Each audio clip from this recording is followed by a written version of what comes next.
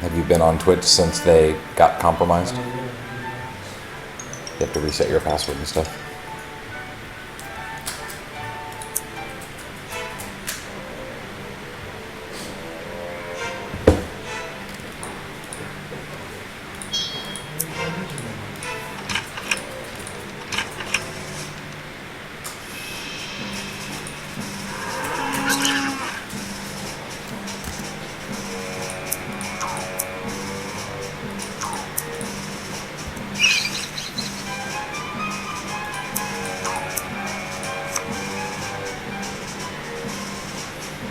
That wasn't right.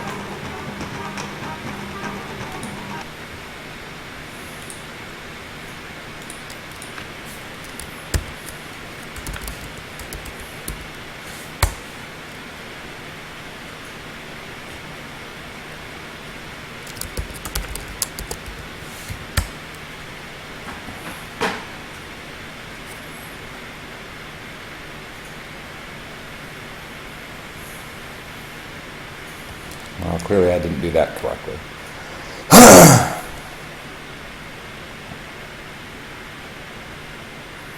Hello, people that are watching.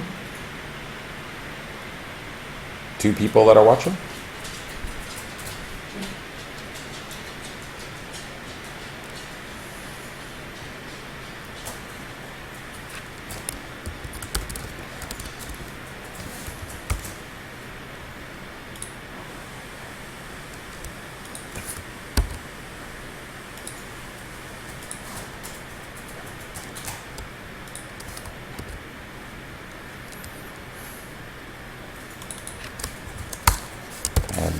Working on an animation for the rogue trap super attack. When you play 3 cards of the same type in our game, you invoke a super attack, which is awesome and does awesome stuff.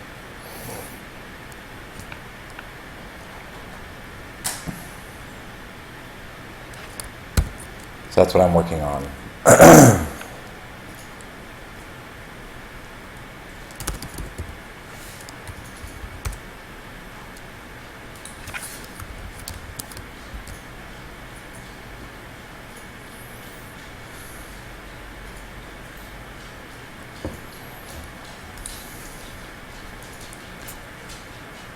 So what I'm doing now is I'm just setting up the basics of the animation.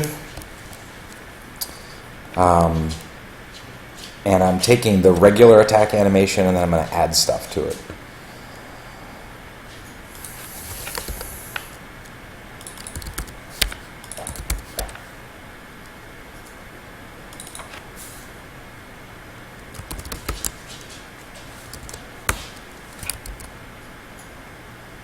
So, right now this is just kind of a bunch of cut and paste stuff.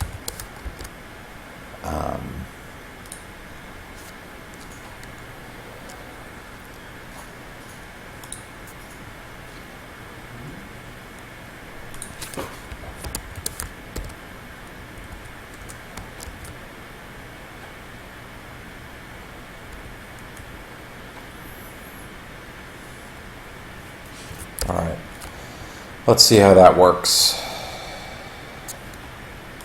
If everything worked correctly, then this should just play the same attack animation that the trap card plays when it's not a super attack, which is a trap flying through the air and crunching down on a monster.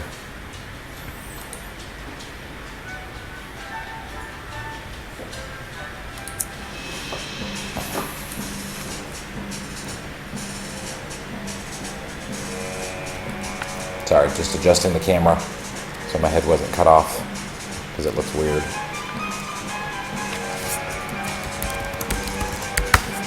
Use my cheats to deal super trap.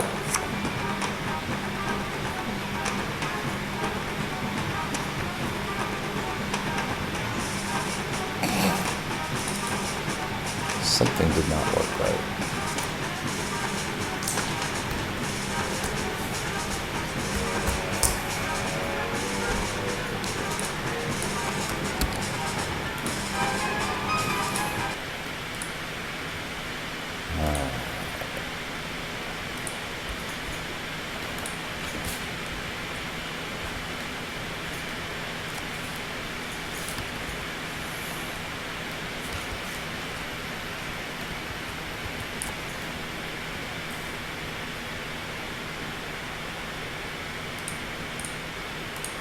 Sorry, I'm just trying to figure out what went wrong here.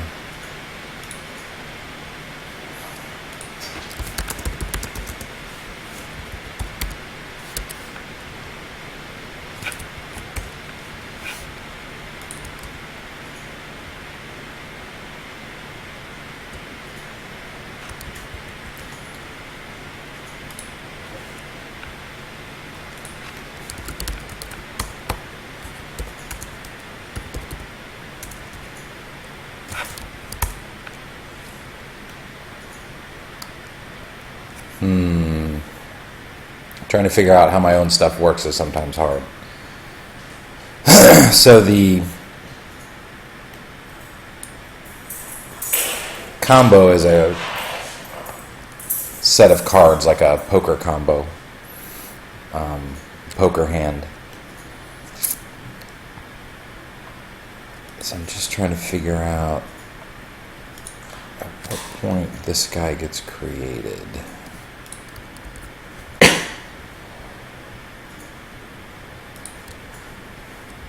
He gets created here.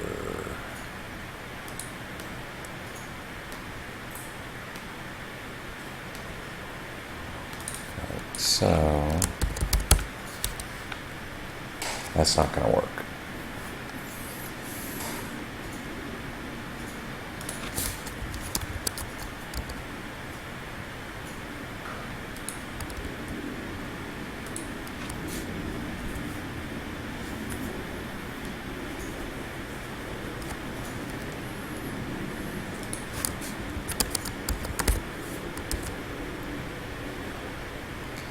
Okay, so get the combo, apply it, which will get my hurt, and then create the super attack applier. That'll fix it. Just an ordering thing here. I needed to have the super attack needs to have access to the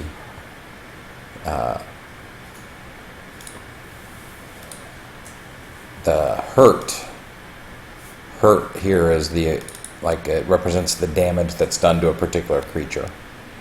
And it needed access to the hurt, but I created the things out of order in the animation.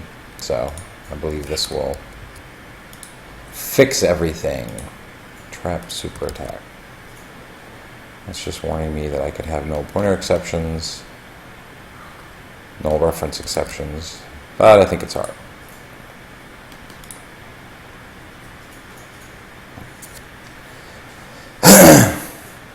The super trap is an electric trap. Did I tell you that? It's an electrified trap. So it hits the monster, and then every time when it activates, it like fires a chain of electricity, like chain lightning to all nearby monsters. That's cool.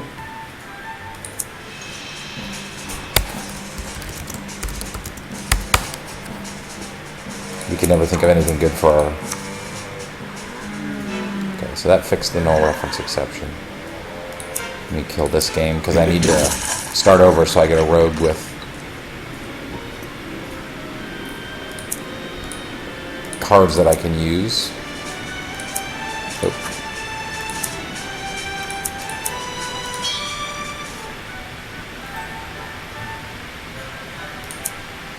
Alright, what I'm going to do is use our cheat menu.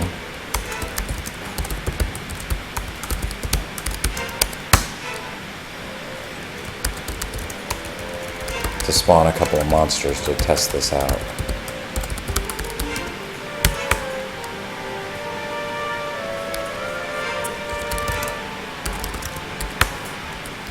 Okay, so I've got a level 5 monster. I'm going to trap him.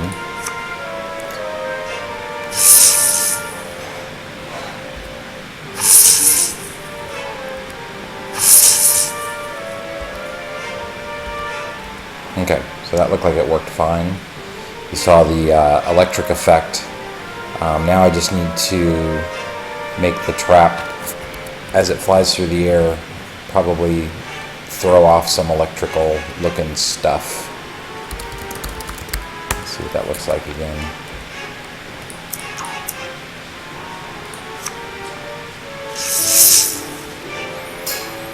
I also need to add a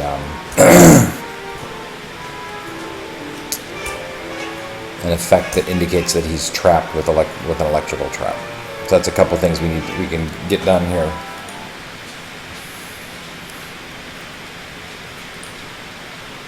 So might be able to just, I'm going to see what it looks like if we take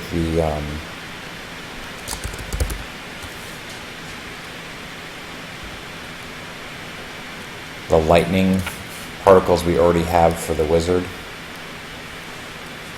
and spawn those along with the trap, and we'll just see what that looks like. So we've already got a trap that flies through the air. In addition to that,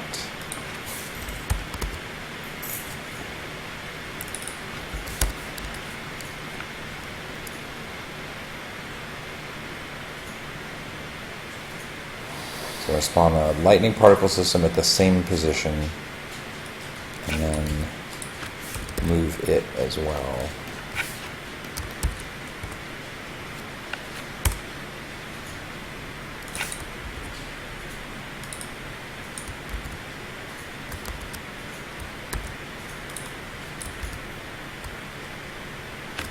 Oopsie. Alright, so if this works, we should have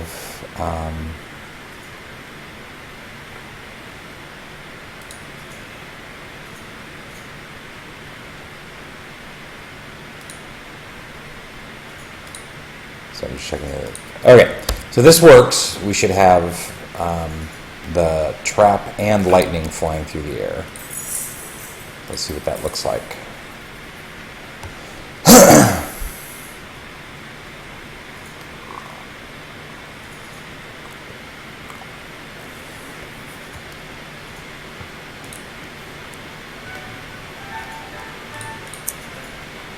Should have one more super combo I can play. Oh, that'll kill him, so I don't want that.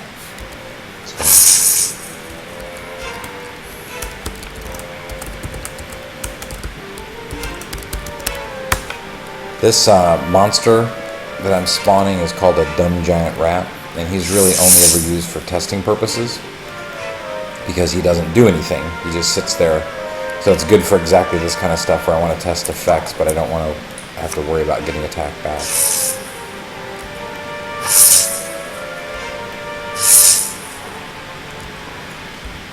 Alright, that looked pretty good. Let me look at that again to start over.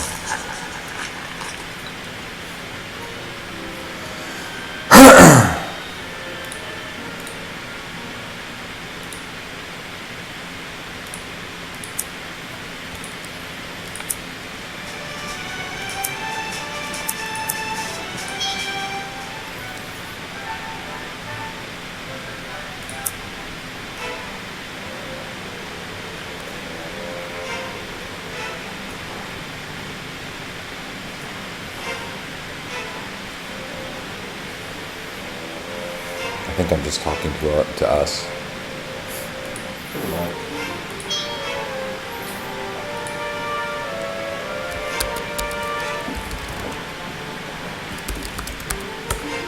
Do you record more? Yeah, it does. I mean, it does that automatically, and then I export them to YouTube. A couple. Not many. You can go look at our YouTube channel.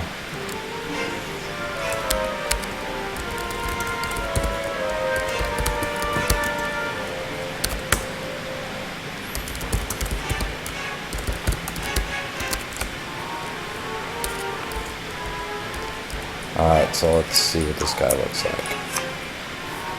Oh, look pretty good. Looked like an electric trap flying through the air.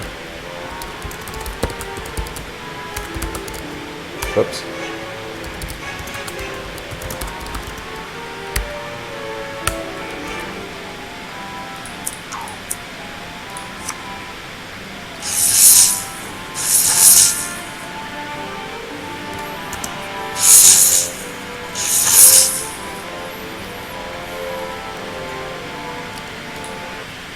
So that looked pretty good. Um,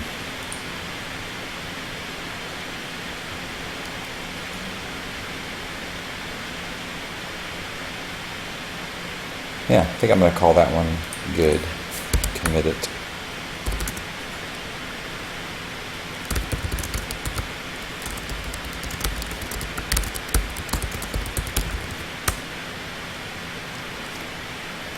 And then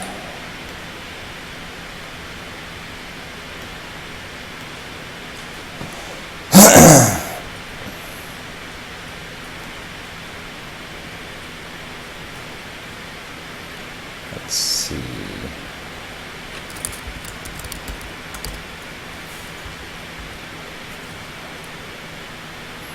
So this is the guy that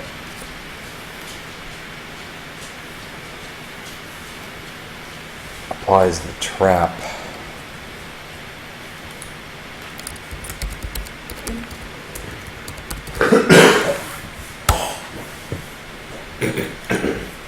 What should we make the public name of the rogue, high-scoring rogues leaderboard? Something funny?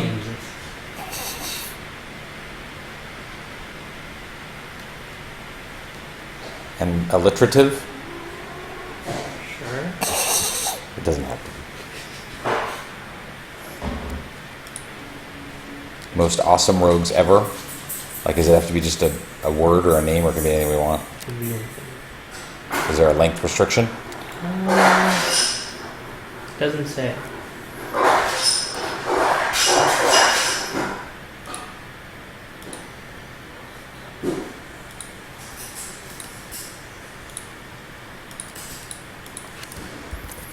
Can you change it? Like once it's created or used or something, can you just change it? No one knows. Sure. I'm gonna make the wrong one first. So we'll call it score.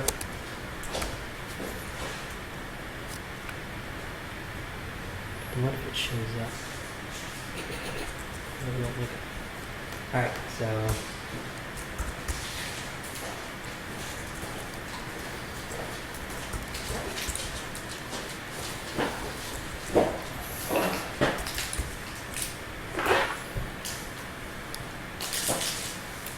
creating it.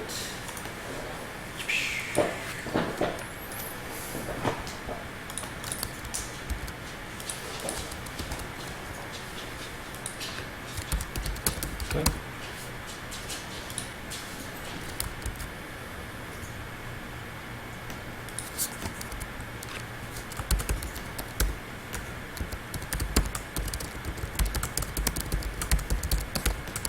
Yes, looks like we committed it. That's good.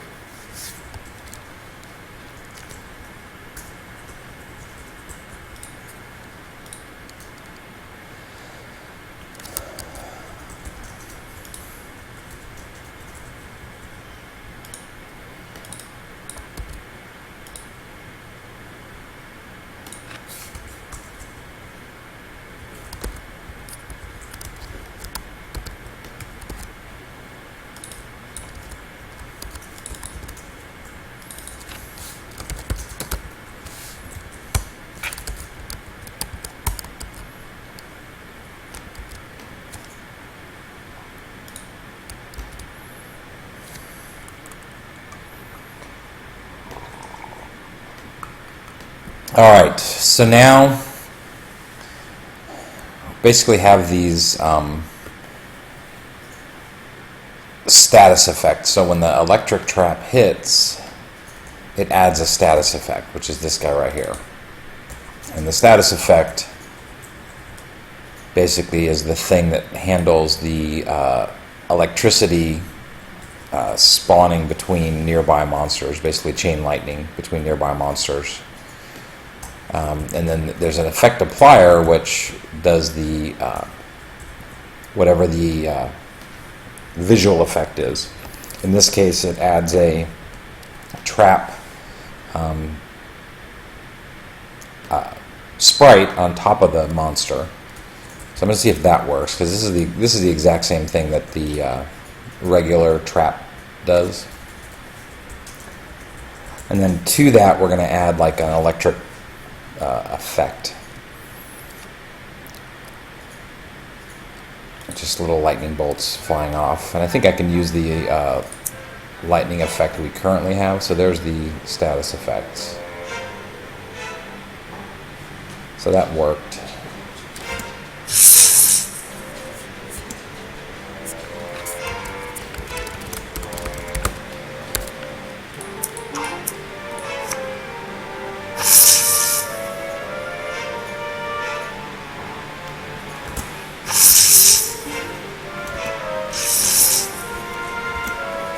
So that looks good.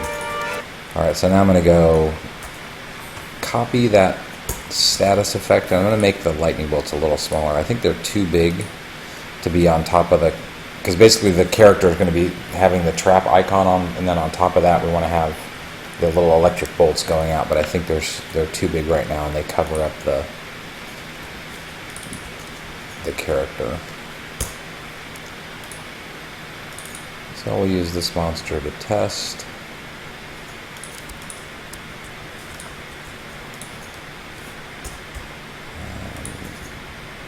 Let's look at the other.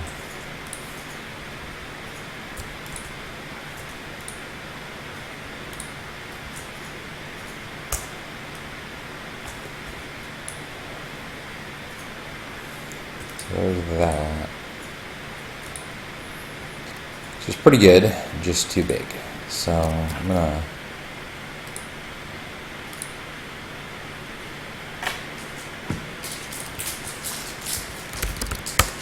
call this guy lightning trap, and then I'm gonna make it, let's see, start size. Let's make that about half of what it is. And then it's got some stars. Make those about half of what they are. Let's see what that looks like.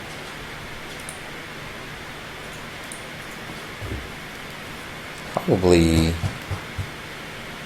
less of them.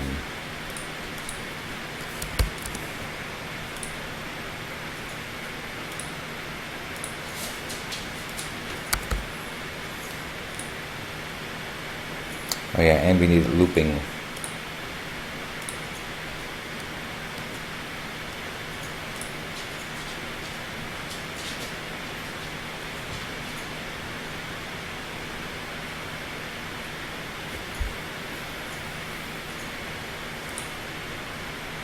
So that's not bad. Maybe make these guys a little bit bigger. So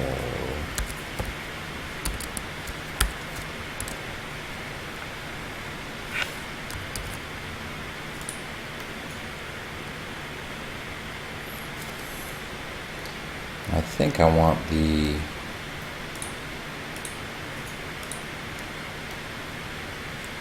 guys to maybe go a little slower.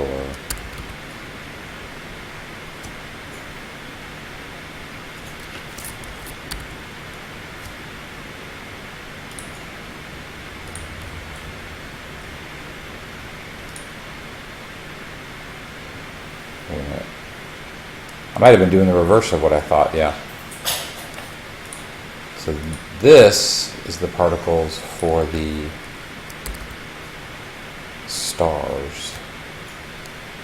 So I was making them bigger when I really didn't want to.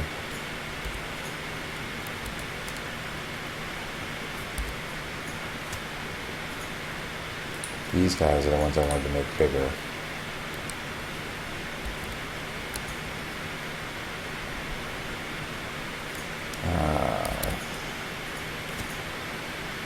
And then maybe even less.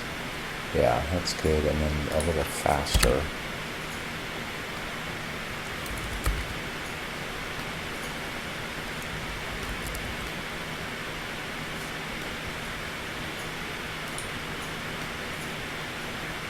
It's pretty good.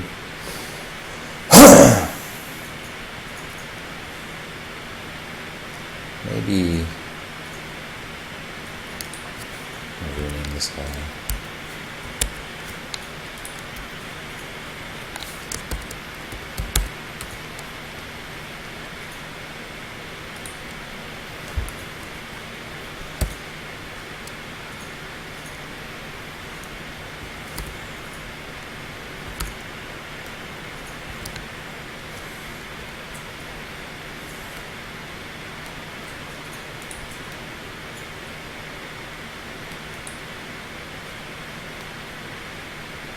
Yeah, I think that'll look alright.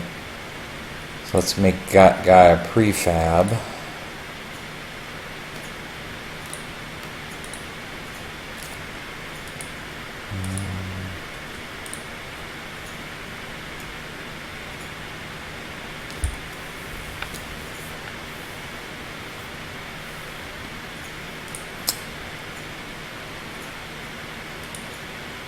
Alright, so what we want to do is spawn that particle system.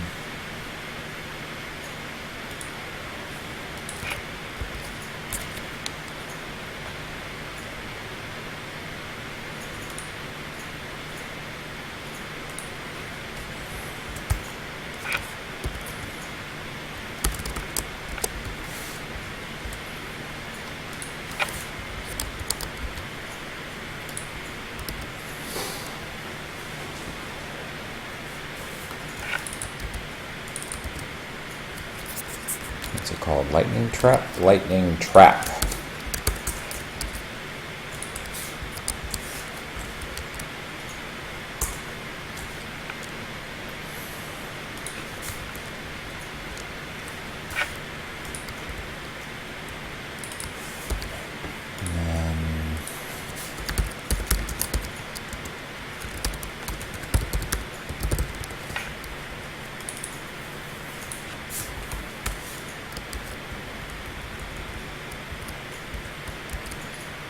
So that'll start it, and it'll automatically loop, and then we want to kill it.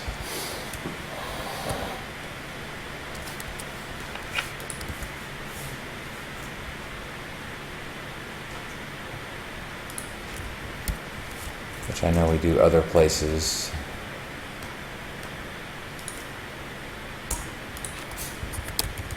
Something like that.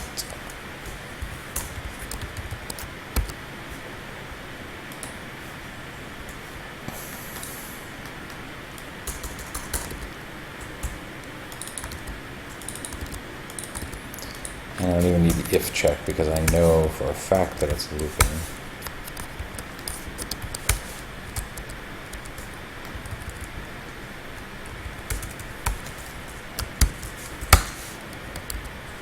Alright, let's see how that looks.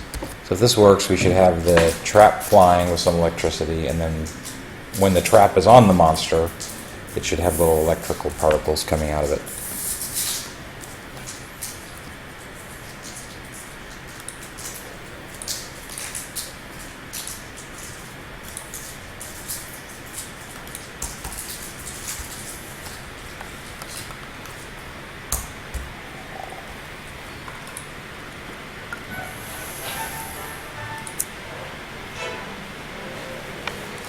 To start a new game.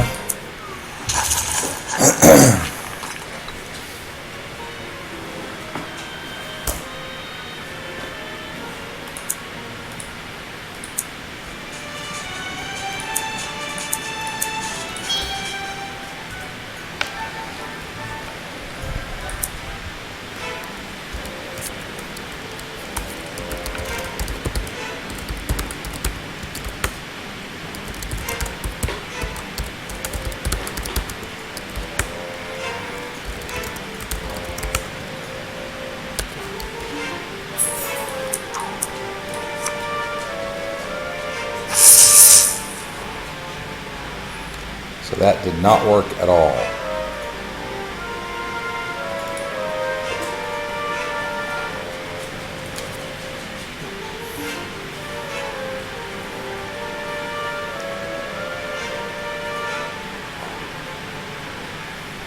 So, why did that not work?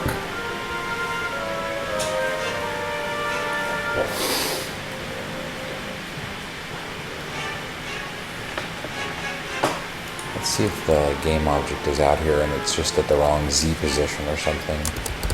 Lightning trap. Nope.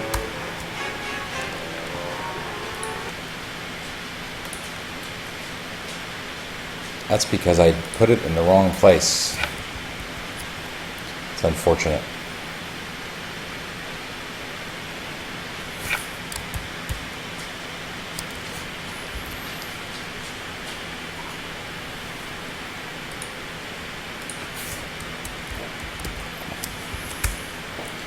I put it in the regular trap status effect, which doesn't make any sense.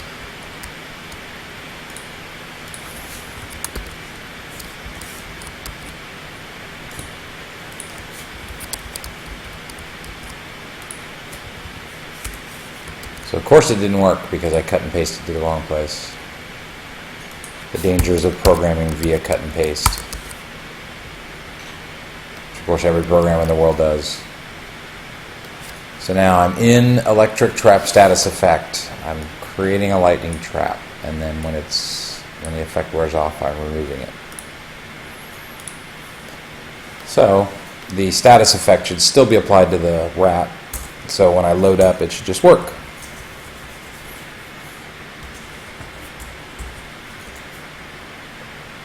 That's our joke. If you've seen it, if you've seen our show before, our broadcast, I always say it should just work, but then it never does. Okay, that's this part. It actually did.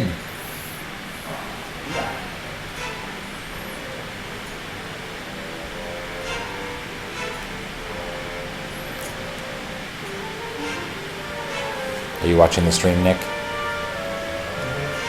The screen wouldn't start. I'm just going to see if you want. Does this look like an electrical trap? I would turn my screen to look at you, but then it would. That's cool, yeah.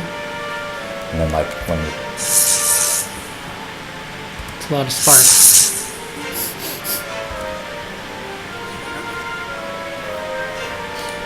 I think that's good. I'm going to call that done. Because it's pretty awesome.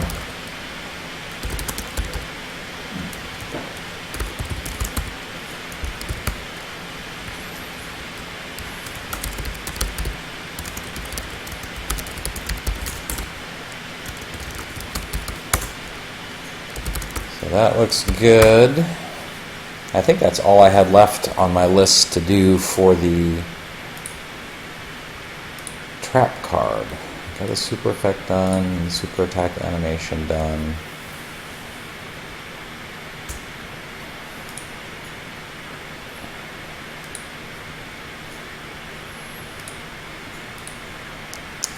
We can call that guy done. So the Rogue class is a new class that we're working on for update number 26 of our game. So we're trying to get all the stuff done. Update number 26 does also include a bunch of new monsters. So we're pretty close to being done. The one major thing that's done is not done is getting the Rogue. The Rogue has an ability to basically hide cards up his sleeve, which basically means that you can save cards that are in your hand for use later. So that actually is all implemented. The user interface just does not look very good.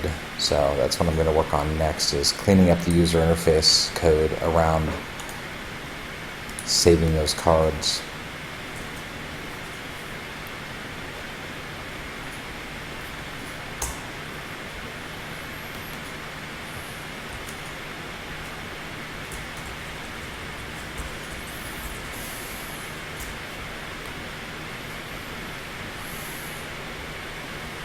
Okay.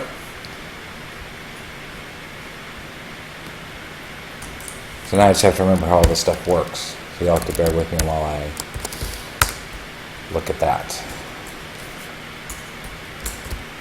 So I may have mentioned this before in some of the other sessions, but I've recently switched. Recently, it's been a month now since I've switched to using Visual Studio and ReSharper, which is a plugin for refactoring and a bunch of other stuff in Visual Studio. So when I run across, this is a file that was originally written mono develop. As I run across them, I'm reformatting the code using ReSharper. So that's the first thing I do usually when I get to something I haven't touched in a while.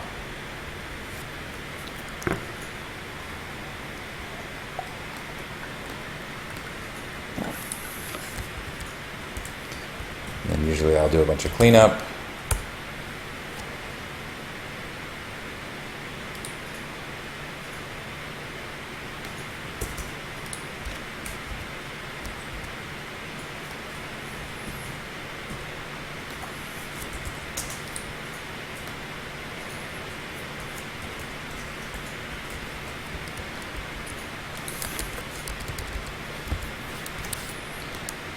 So here's where it stashes the cards up the sleeve.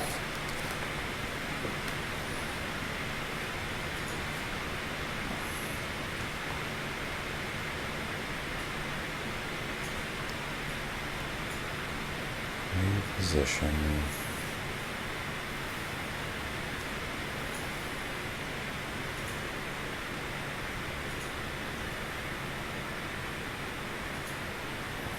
All right, so let's go look at what it does now.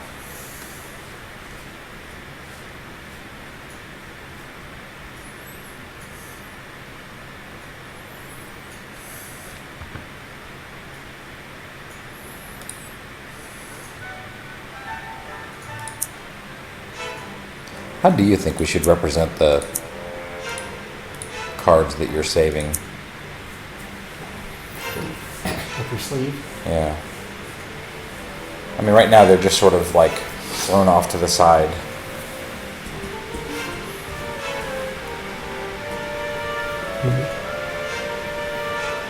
And obviously I want to not have them overlapping, so that's what I'm going to fix. And you just click on them and they get added back to your hand. I guess that's okay. And then make miniature versions of them. Yeah, that'd be pretty easy to do. I think. Yeah. Triangle, you can see the whole thing. The nice thing about these are the actual cards, so they animate from your hand over there and then back. They don't have to be on the screen, although it's kind of nice to be able to see the cards that you stashed, like what they are, right? Because you might not remember. What this looks like on 800 by 600.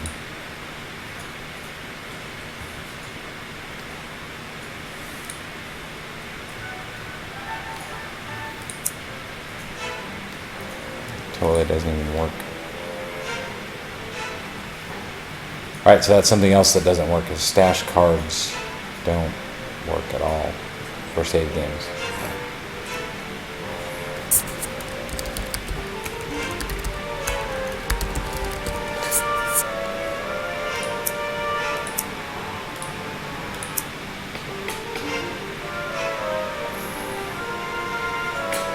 And so 800 by 600 does not work out so well.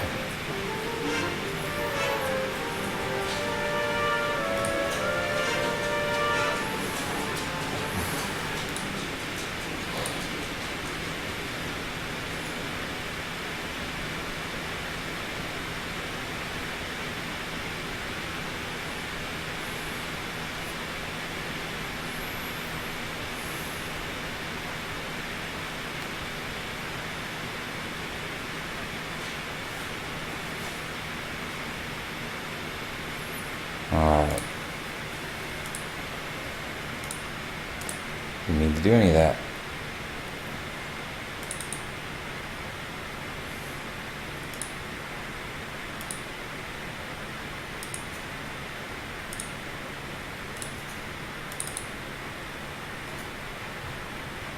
So there's the sleeve.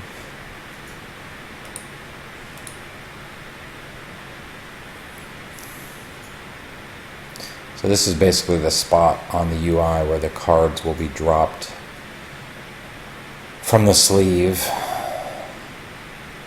So for sure, one thing I have to do is the cards need to be, the Z order needs to be fixed, and they need to be stacked from top to bottom so you can actually see the cards. The max cards you can have up to your hand is 3.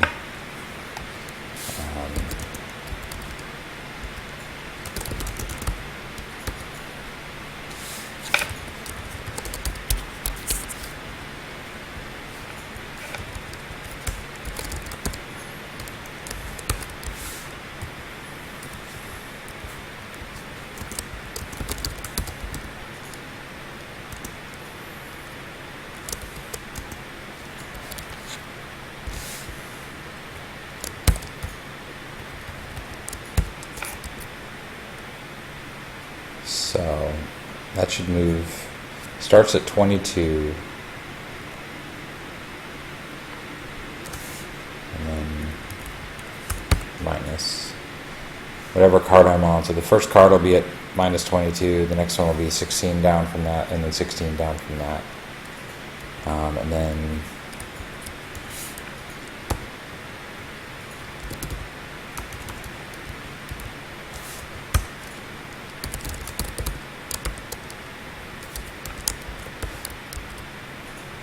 put them down.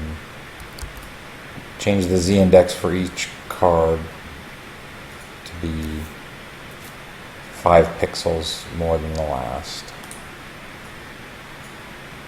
Let's see what that looks like.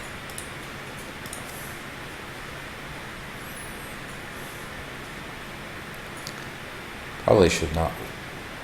I'm going to make it look good in a more sensible resolution and then go back and figure out how to make it look good in 800 by 600. Because that's just not much screen real estate.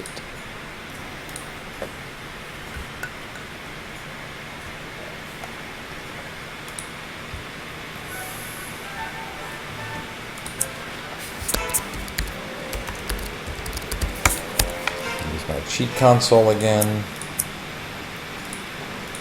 Let's try this too. That didn't work. Or did it?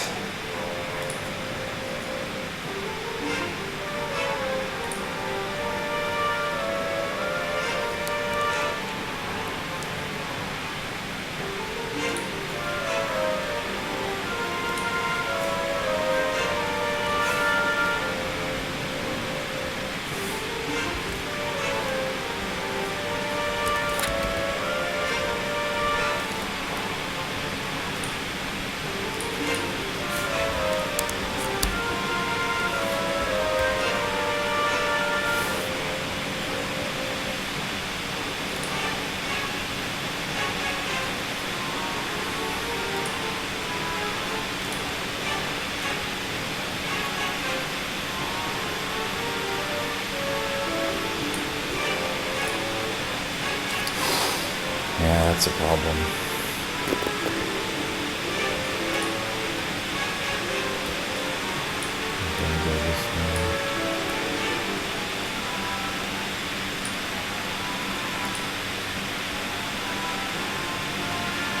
Alright, so I'm probably going to have to do that. And then... Alright. So let's fix that so that instead of going down, so we want that.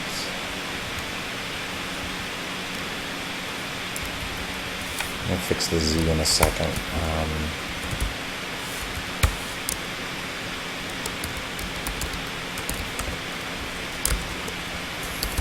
I should have paid attention to how much I moved it over.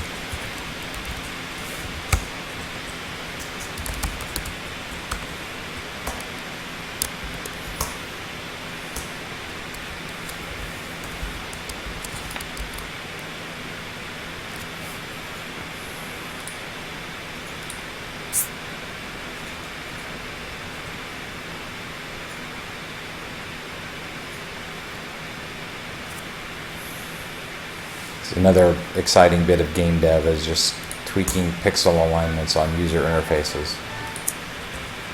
It's always thrilling and exciting.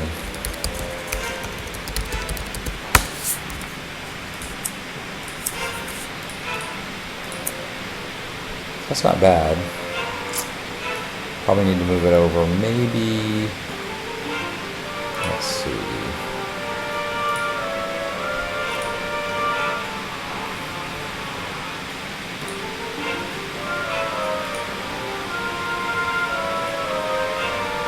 That's 930. Maybe even just 10 more pixels. Let's see what that looks like.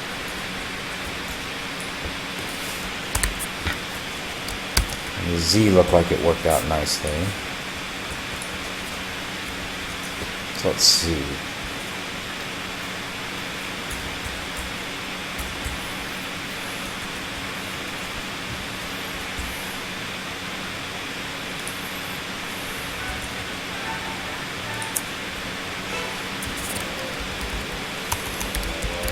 don't know why I can't type the word refresh.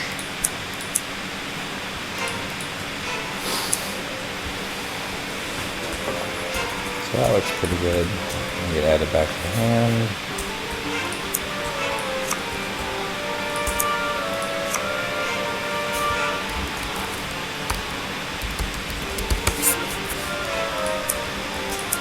Let's do 3 this time. Let's see how 3 looks. That looks pretty good, actually. You can tell what cards they're there. You add them back to your hand. It's not bad.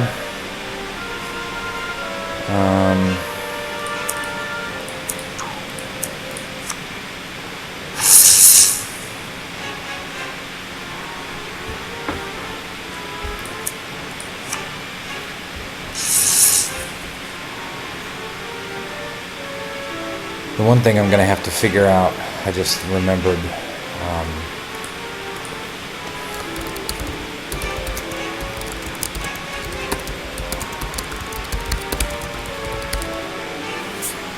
it's possible that you could have both an electric trap and a regular trap applied at the same time. So I just need to make sure that that's going to work correctly. So that's what that's for. If you haven't seen our broadcast before, we use Trello for all of our task tracking related to building our game. Trello is awesome. If you don't use it, you should, or use something to track your work. But this is great, especially when you've got a team collaborating that aren't always in the same location at the same time. You kind of see what people are working on and what the status of things are. So we found it super helpful. Alright, so I think we can call that done.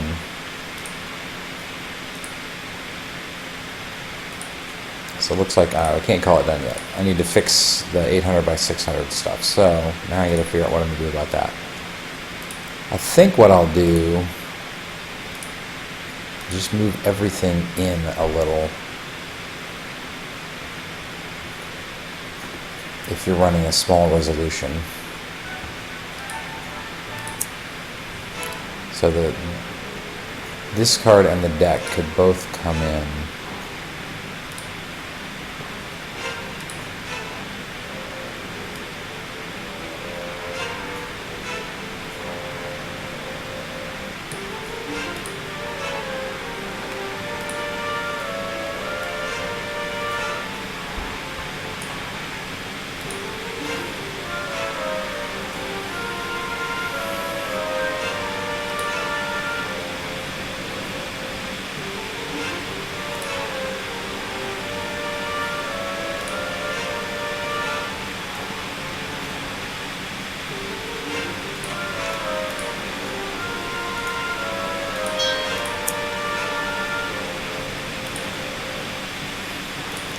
The sleeve.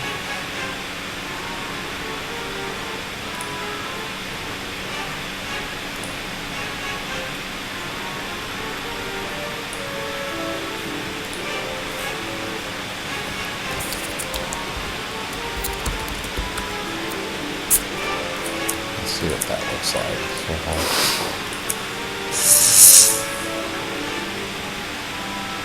It's a little tight.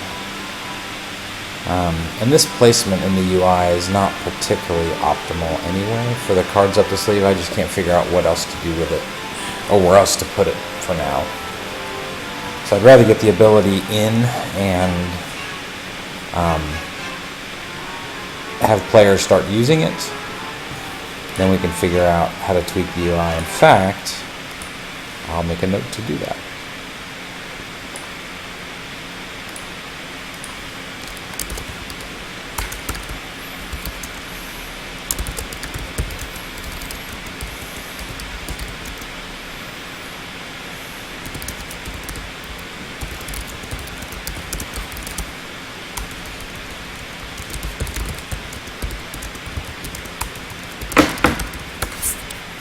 Okay, so what we're focused on right now is getting things complete functionally, and then coming back and adding polish later. And this is an item where functionally it totally works. It's just not maybe optimal in the user interface. So we want to focus on getting features in players' hands sooner rather than later, and then we can always tweak the user interface.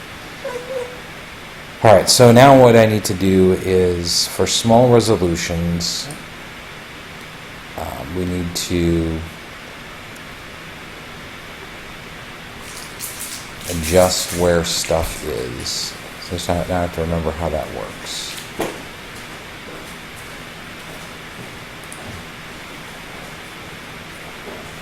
Discard pile.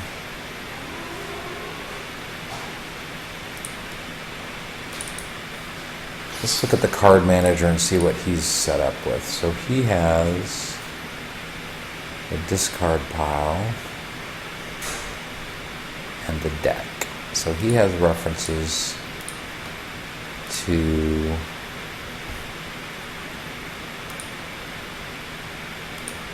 these two guys. So I think all I need to do is move them in. Let's start with the deck.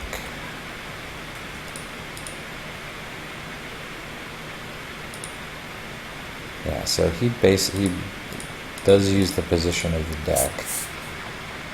So when the card manager starts up,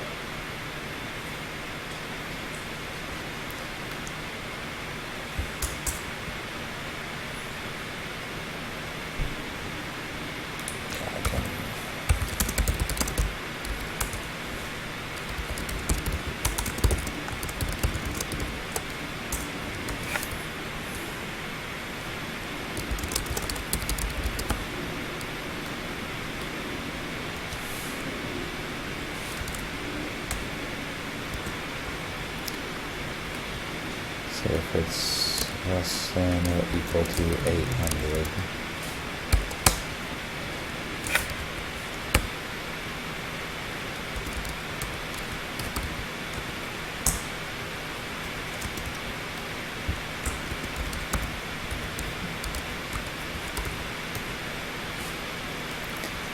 I just need to figure out how much to move it.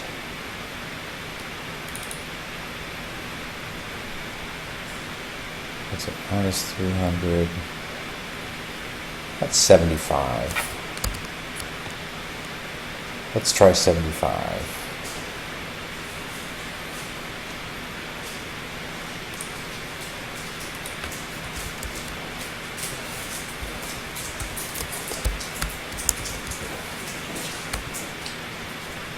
And then both the discard pile and the card up sleeve.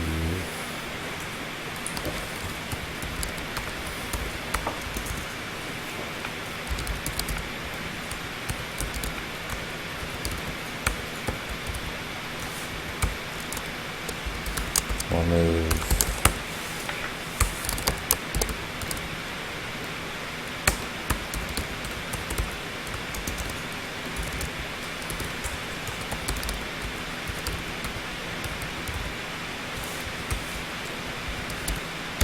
$75 the other way, so we should move this guy, and this guy this way.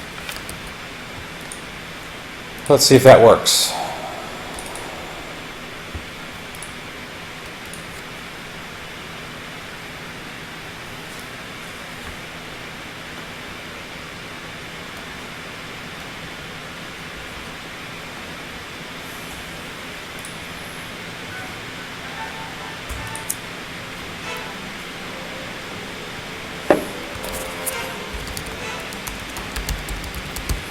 Cannot type the word refresh again. Oh my.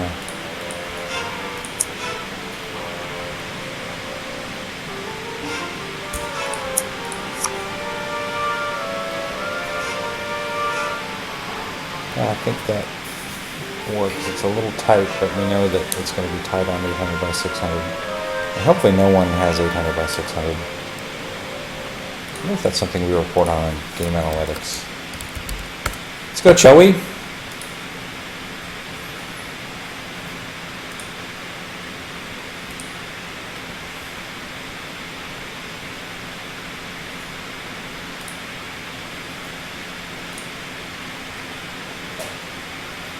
Let's see.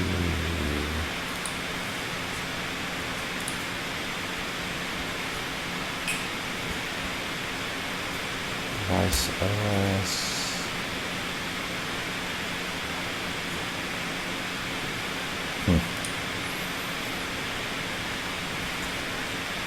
Nope, doesn't look like that's something we track. At least,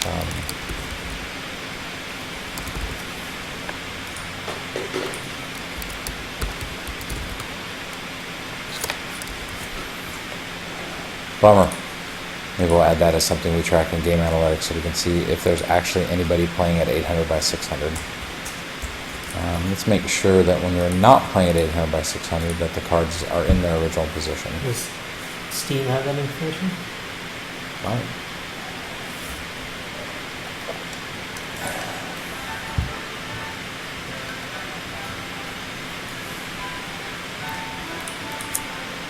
Yep. No, sorry. I was just telling our audience how it worked, that they could see that for themselves. Alright, so that looks good. So we're going to call the card up sleeve ability done.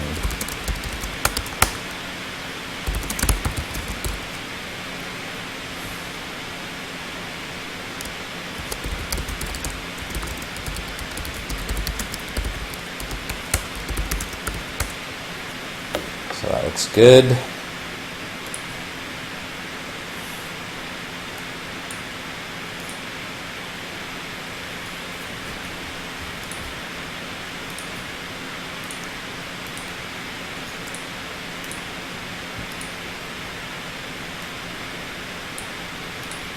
I already did this.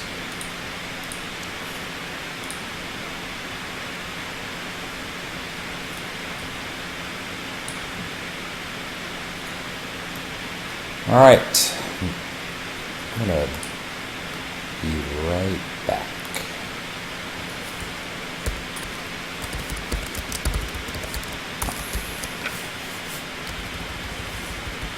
Two seconds.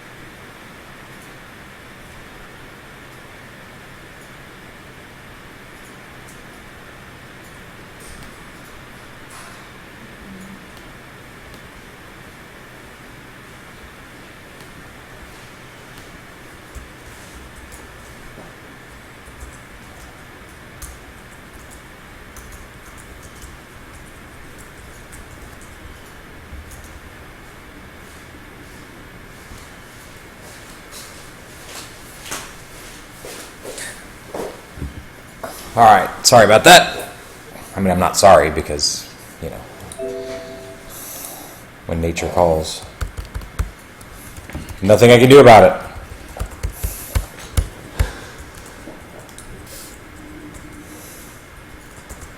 All right, now I need something new to do. I work on adding a new monster. What is this guy supposed to do? He teleports. That sounds fun. Let's do that.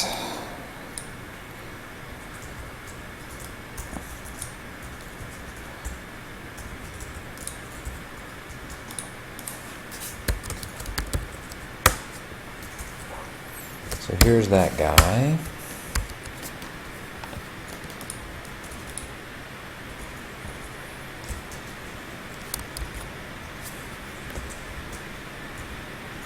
So now we need to add monsters in the game can have abilities.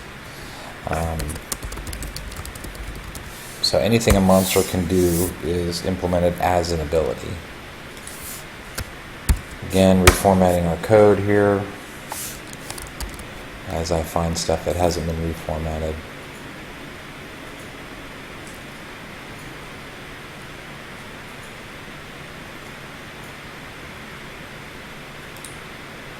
So we're going to add a new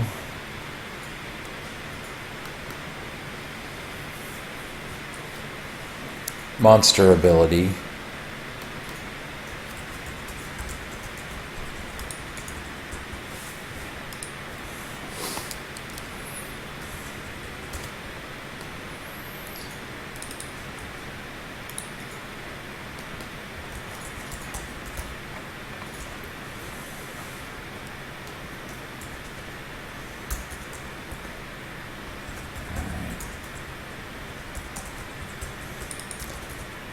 For another ability that I can, it doesn't have a lot to it that I could copy.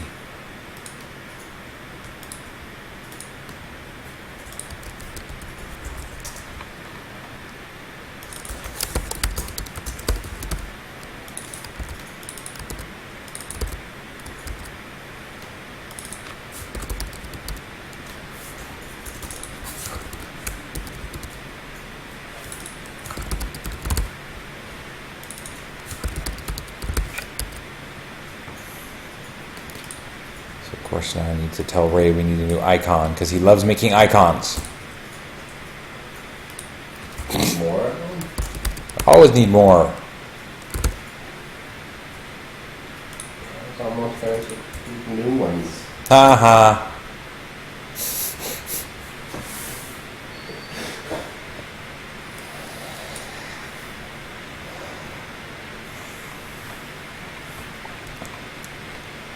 I'll probably be even more after that. You'll never stop making icons. Our next game should be an icon game. Like, That doesn't sound fun. we'll just reuse all these icons. And you can do all the work. And stuff. And laugh and laugh.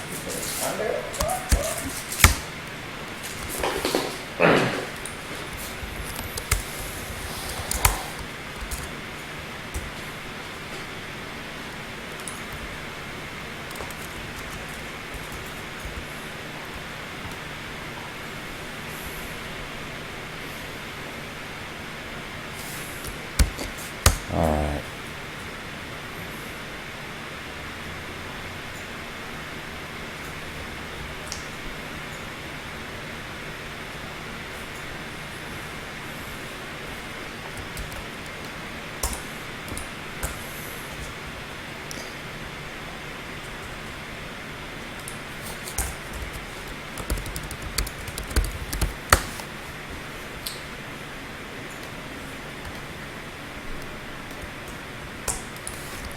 More reformatting.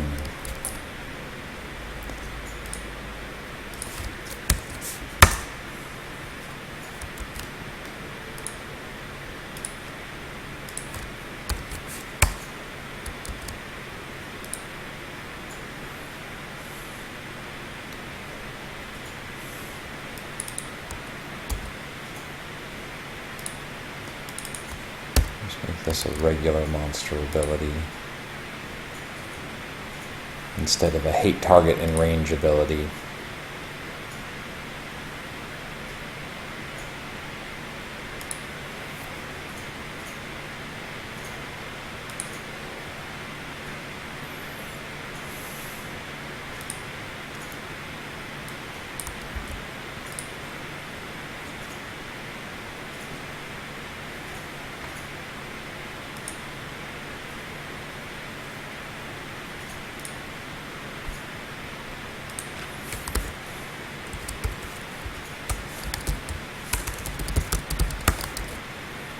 I'm just putting some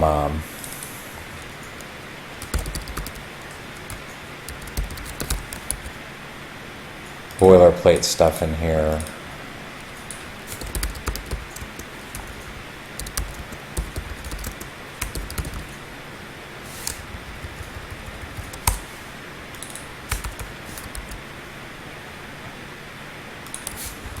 And then we'll get to the fun part of actually implementing this stuff, once I get this boilerplate stuff done.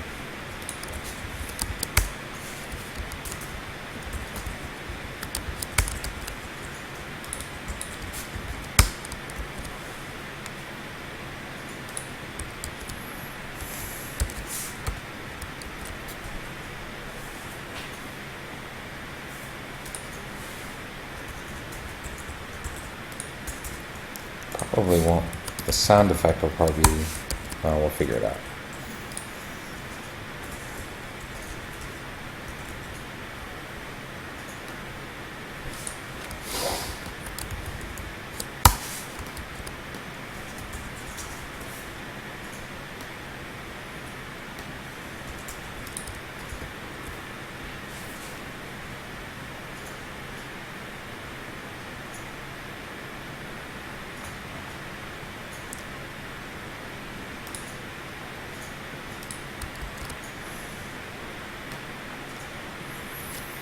Okay. So now we've got a basic bro ability that does absolutely nothing.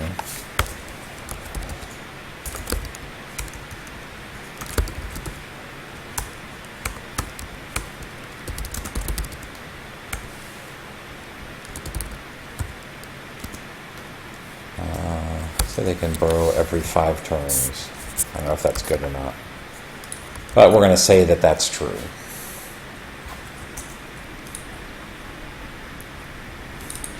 I'll make it so he can never use this ability for now, so none of this will actually get executed. And let's just go see what that, make sure everything looks good so far with the worm, that we can spawn him and that he attacks and all that good stuff. And then we'll go about implementing the burrow.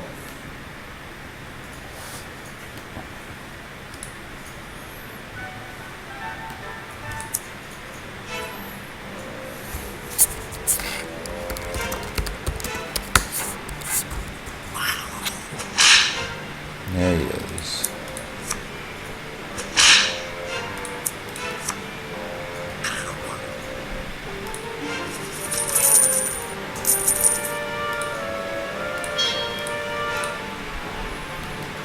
Okay, so that much works.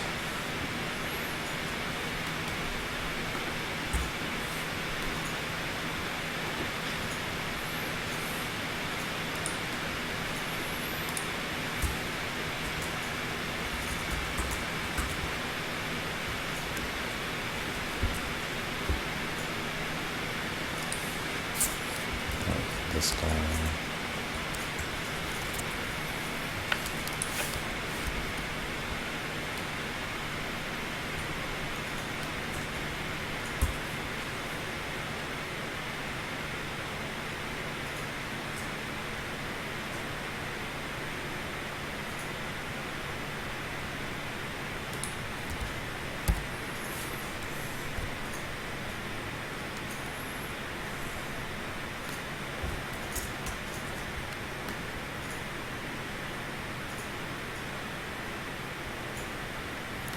Oop.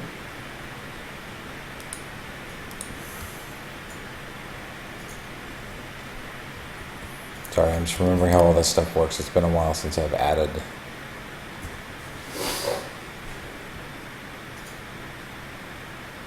an ability for a monster, so I just have to refresh my memory about how it works.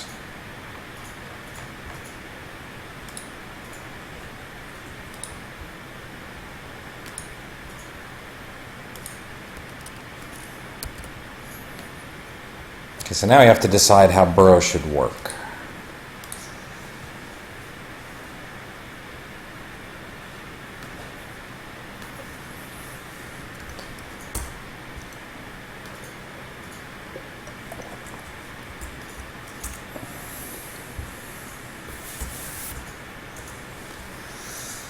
How is burrow different than leap? Obviously, one goes underground, but Burrow can go through walls, which is doesn't make sense because if you can't see, yeah. it's on the inside of the wall.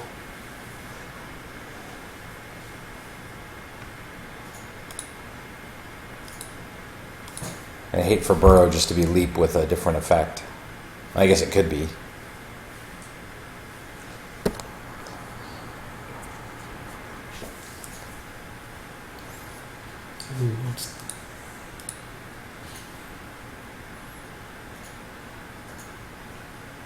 Because I think it would do mostly the same thing, right? Just a way to get past other monsters.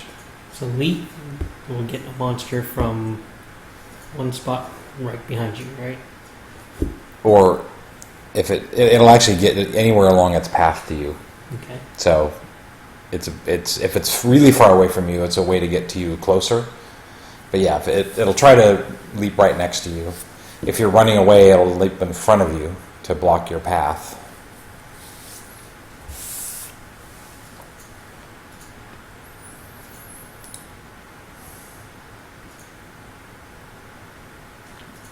So have to figure out what leap how burrow is different than leap, if it is at all.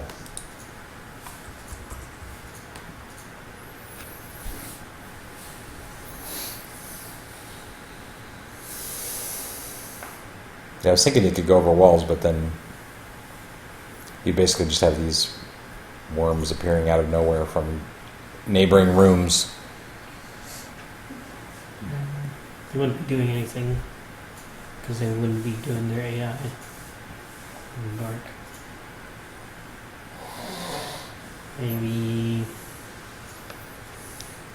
Maybe they swap places with whatever they're burrowing under. Snatch them down into the hole and pop them out the other end. So you could have multiple worms just keep trading places.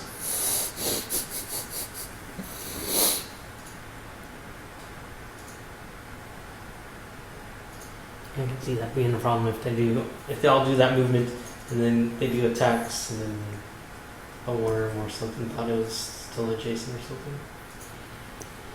Or would they do their thing and then Yeah, I like that idea. So they can. it wouldn't make sense to swap places with the player, but they might swap places with another monster. Or how do you make that look like this thing going down and then the other monster goes down also and they both come up? Yeah, I guess they would basically both be like a dirt cloud. They both go down and then they both come up. It could be fun. I'm trying to figure out like what the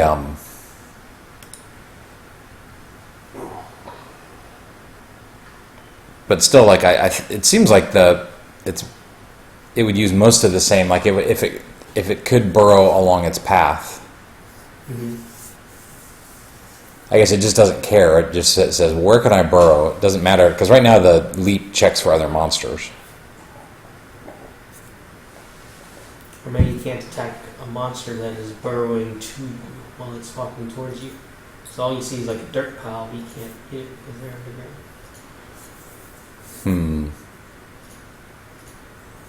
They only come up when they're adjacent to you. So it's kind of like stealth, except you know where they are. Mm-hmm. That's fine. I mean, it's not bad. So the natural state of its movement is just, it's like burrowing and there's like a little dirt trail behind it. It could leave like an environmental... Just wherever it is. Or, yeah, it could be an environmental dirt trail. And it just fades away after a couple of turns. So like if it moves, it'd be like burp, burp, and then there's like a little trail, and then it kind of follows it wherever it goes. And then whenever it gets adjacent to the hate target, it could pop up. And then once it's up, it can't burrow again for a certain number of turns. But then basically it.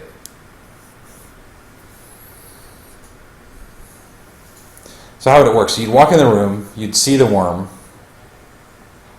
Would It you would- start off burrowed or unburrowed? Right, so that's on the. I mean, so you would see it because it wouldn't be. Its AI wouldn't be firing until. So you'd see it, and then it would be like, whoop, Mhm. and then you can't attack it while it's burrowed.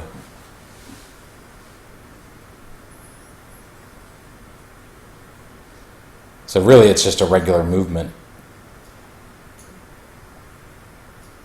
with a status effect that makes it untargetable for combat. Yeah. Or a status effect that changes the way it looks. Looks like a pile of dirt. Hmm. Can't be targeted for combat. Can't be hit by environmental effects except for barf. Guess it would be under the barf.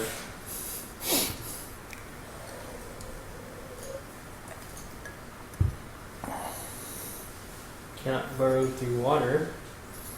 Right. On move ability.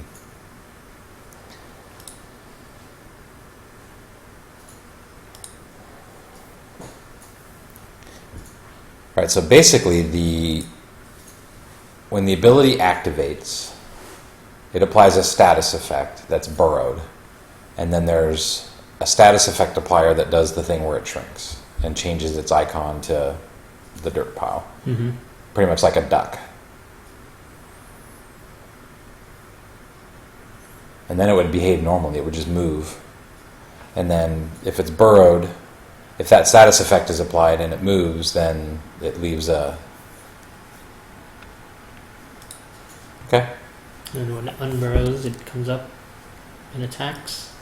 Then you can attack it. Everything's normal.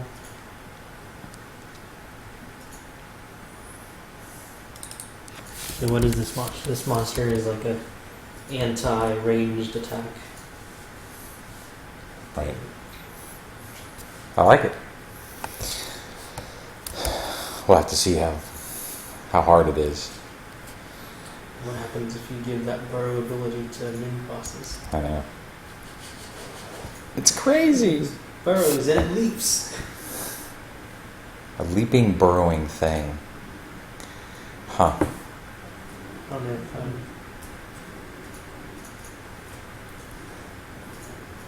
Probably wouldn't do anything, right? It would see you. If you moved away from it, it would jump in front of you and fight you. If you moved towards it, but you weren't in range yet, it would burrow and move towards you. Or leap and move toward you, Or leap closer to you. depending on which ability was at. Because if it has multiple abilities, it'll just pick one. Of the abilities it can activate, it'll pick one. And it could make it, like, you could make leap be aware of burrowed status. So leap wouldn't activate if you were burrowed. And then once it pops up, then the countdown starts for when it can burrow again. But then it can leap. So, Undead chicken mini boss with burrow. What happens? Burrows. Seems as normal so far. You kill it. Does the headless version have the many possibilities? Yep. Right? But he doesn't see. So he'll never burrow. Because he's not going to come after anything. What would suck is if he burrowed and didn't move. And didn't come up. Because he can find people. but it could still, like, I mean, I think the trigger for having the status effect remove is something Just in range. adjacent. Yeah. Okay, yeah. So it'll basically move. As soon as it's adjacent to its hate target, it'll unburrow. Should unburrowing be a turn though? Like, should that be its turn? Or it unburrows and then attacks? That might be fun. It depends, because if you unburrow and then that takes a whole turn, then you kind of need to make the thing stronger because you're getting a free turn basically. Right.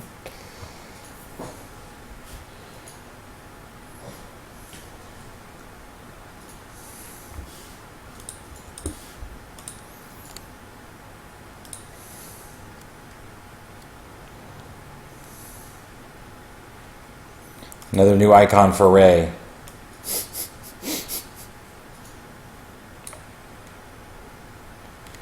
The burrow and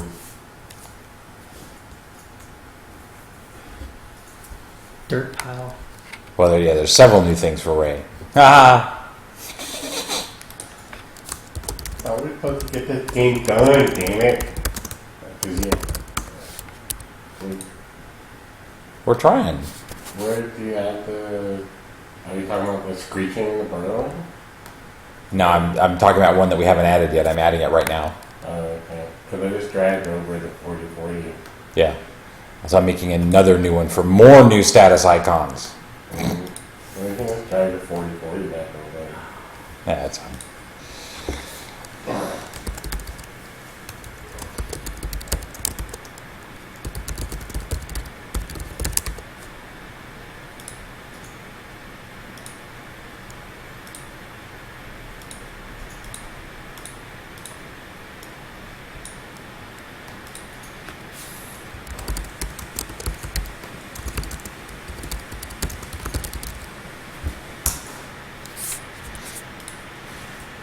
So for monsters that are buried, they're going to be like a little dirt pile. You know, like when is it the Tasmanian Devil? Something goes under like underground and like Bunny? I guess it's Bugs Bunny, yeah.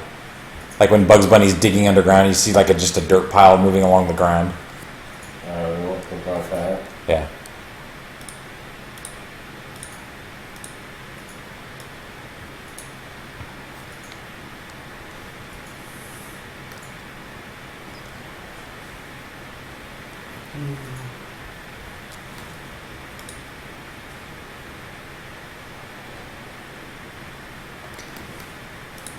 All right, so back over here now. I've got my so basically burrow when it applies just adds a status effect, and that status effect.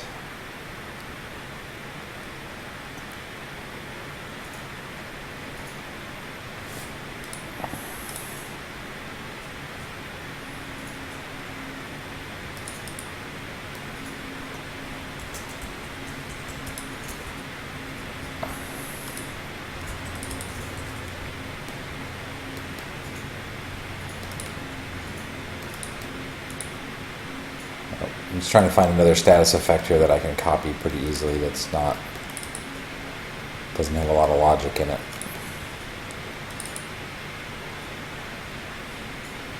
This one's not bad.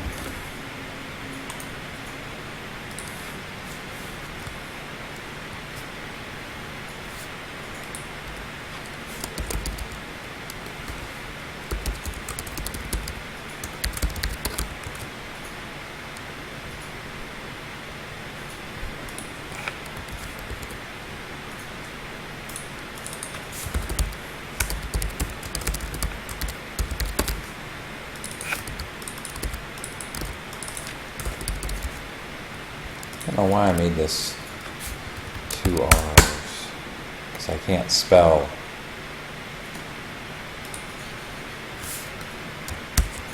That's why.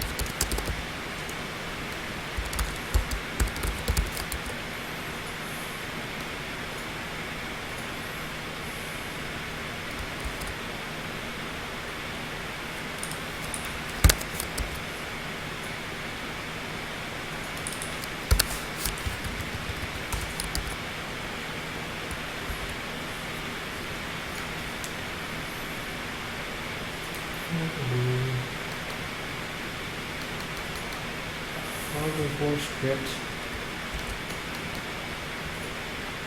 Yeah, that's a bug. What I need to do there? I don't know. That dungeon screwed up. Okay, so play So a just different dungeon? play a different dungeon. I've got a dungeon on mine that's screwed up that way. So I tweaked the dungeon generator. I started working on adding medium, long, medium, and Mhm. extra, whatever. Short, medium, and long dungeons. So I made the map bigger, and since I did that, every once in a while you'll get a bad seed that does that. And I just haven't bothered to fix it yet. I just have to remember to fix it on, because I've got one on my game that always breaks, so I just can't delete it.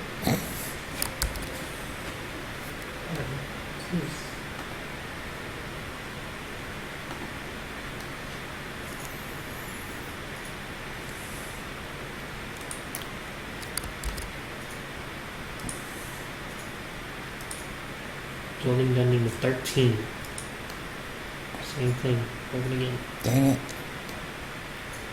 Let's do a different dungeon.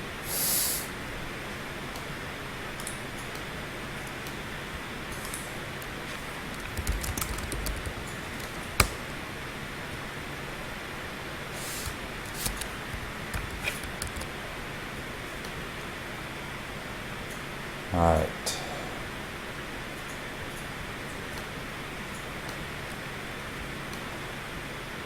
So the status effect.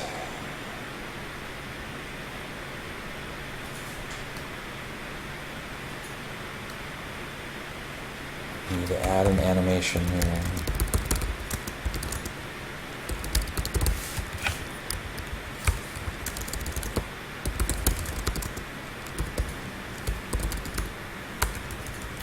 Dungeon with 13 what?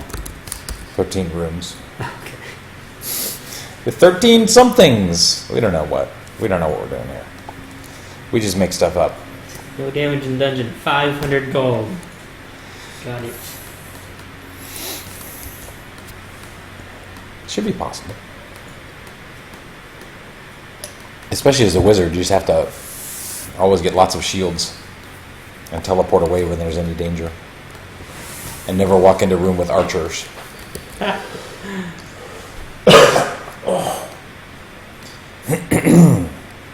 Okay. So there's a lot going on here. So I need to add an animation for burrowing. And then on turn happen, whoopsie.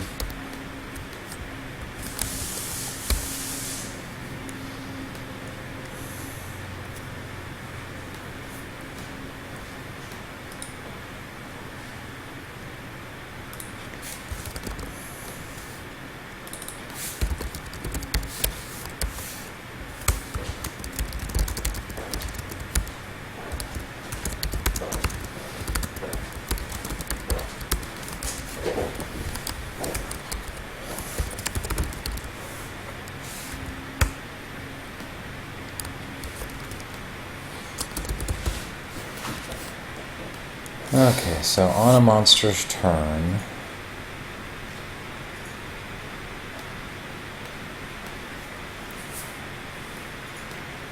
update hate list.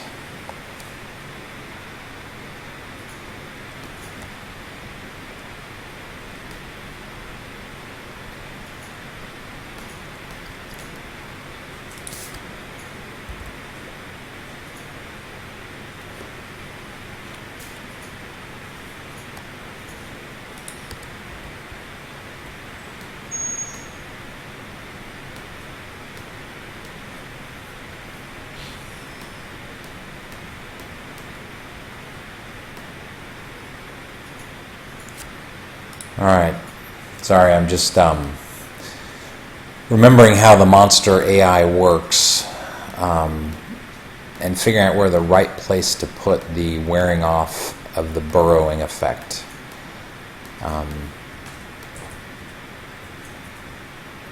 And also figuring out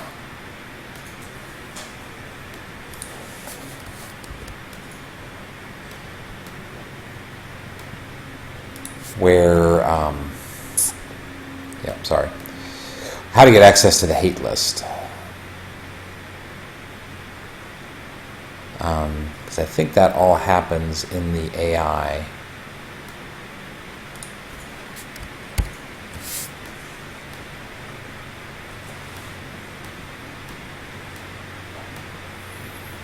Alright, so here's where the hate list is. Darn it.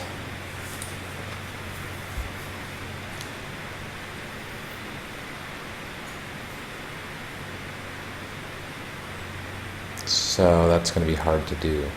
Everything we just said is going to be super hard to do, Nick. Well, let's not do it then. It's over. Maybe Give up. everything is hard to do. Well, that's true.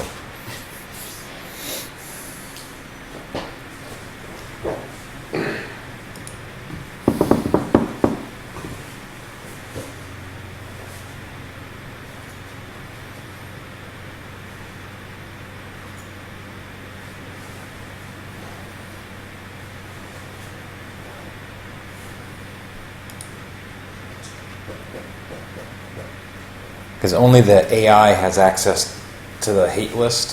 Hmm. Not so the hate list isn't part of the monster. It's part of the AI context. Right? Why can't the AI do it all? We can't.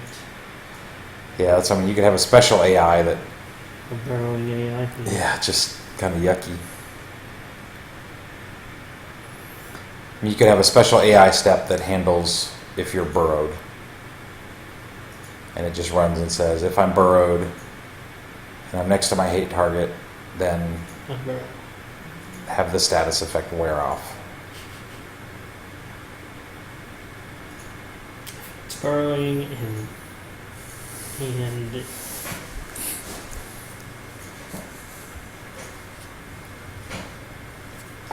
or yeah.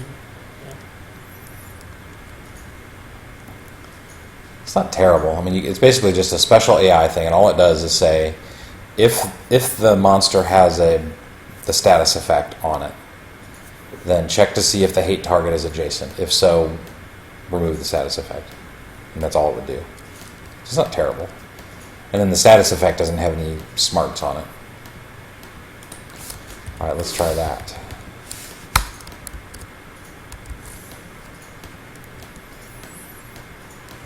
Now I have to modify the monster AI. We already have special AI stuff, like if you're drunk and other things, so it's not like totally crazy.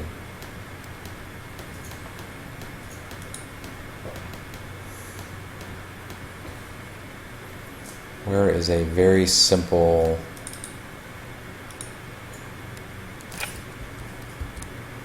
That is a very simple one.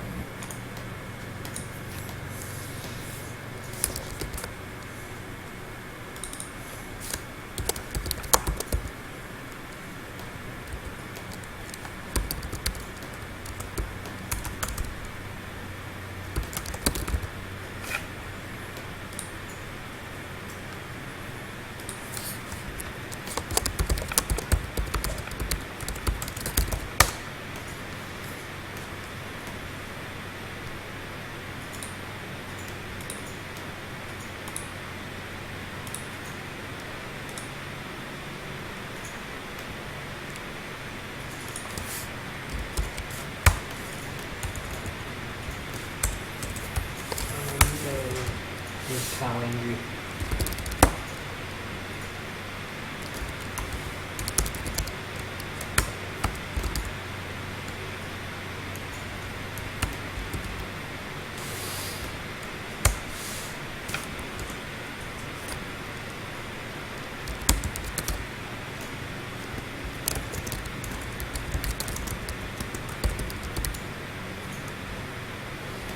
I don't know why I keep spelling buried with two R's.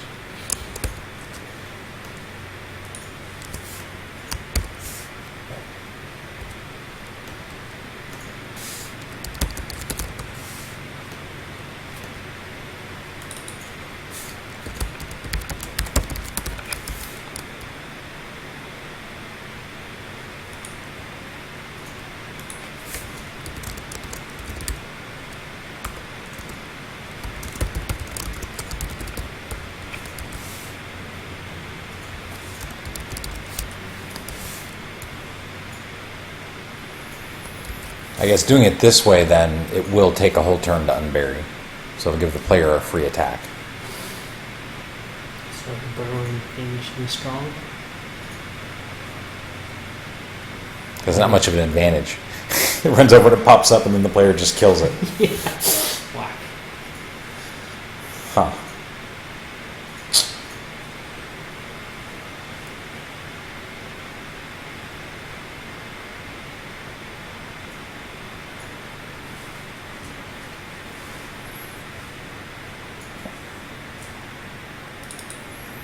Let's see how the hate target stuff works.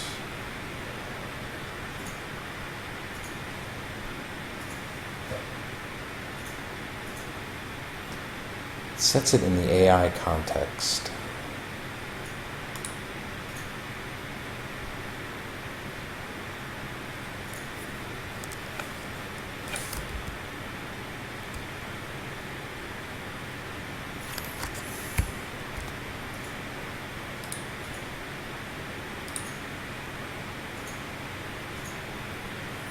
I guess it could add it to the short. It could also add the hate target to the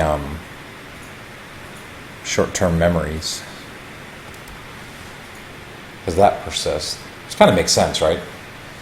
The AI calculates who the hate target is, stashes it in the short-term memories, and then it's available to anyone that wants it. And then short-term memories are cleared basically, they live for the context of thinking. And it would be available to the crap, except it's not.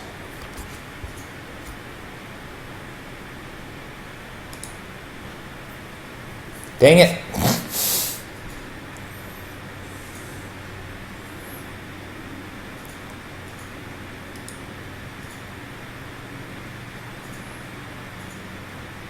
Every time I think I've figured out an answer, it doesn't work. Oh, sorry, I didn't see that someone had chatted stuff. How long did it take me to be experienced in game development? Well, that's a good question. I've been doing kind of hobbyist game development for most of my life. So I would say probably over the last couple of years, I've gotten really experienced in it. But even before then, when I was in my teens, I got a VIC-20, which really dates me. You can tell from my gray hair how old I am. And taught myself how to program. In the old days, they used to send magazines with code in it. So I would type in the code, and from that, I just kind of saw what they were doing and just taught myself how to program. So it's been, I don't know, kind of a long time, but I would say really in the last couple of years, working on this game in particular, it's given me a lot of experience in game development. So, I don't know if that answers your question, but a long time? It's probably not what you wanted to hear.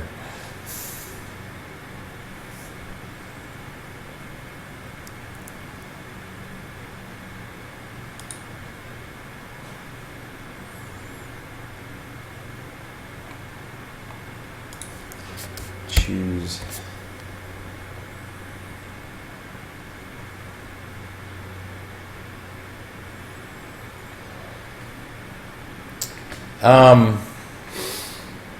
I would say if you wanted to get into game development, I would say the best thing you could do is probably download the Unity game engine, which is what we're using, and there's probably 1.5 billion tutorials on the internet on how to start building basic games in it, and it's pretty easy to learn. Another engine that I've never used but I've heard really good things about for kind of beginning game development is Game Maker Studio.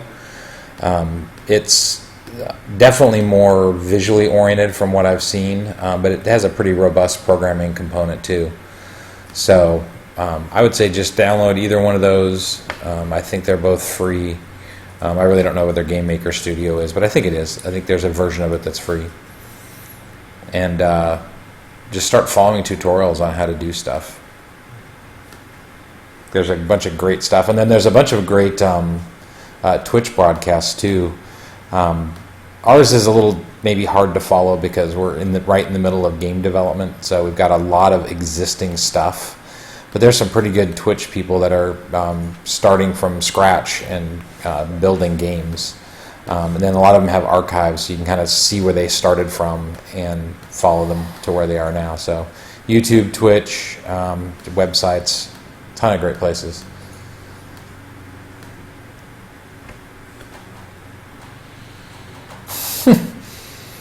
Yeah, also Spelunky was Game Maker, which is a pretty cool game.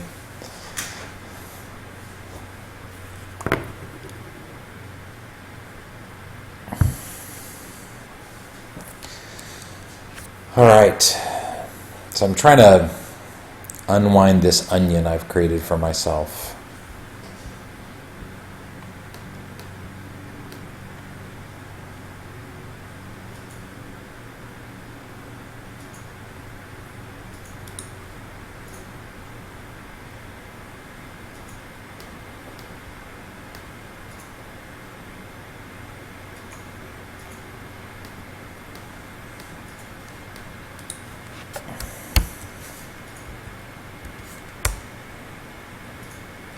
So one thing I think I may do. So I think one of the problems is that the hate target is chosen as part of the AI, and maybe it should just be part of sort of the monster's senses. Going to make a whole census system. There already is. Oh, okay. So would Barry be a buff or a ability? It is, well, there's two. There's the burrowing ability.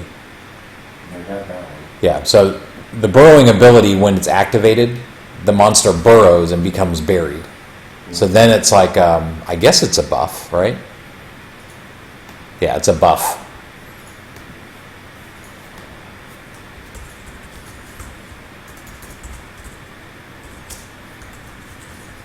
Oh, thanks for the follow. Yeah, we try to stream game development on Sundays.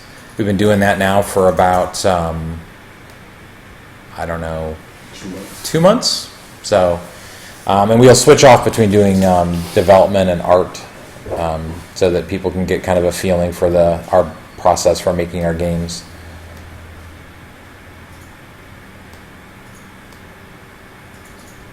Sorry, I'm reading what you're saying over there.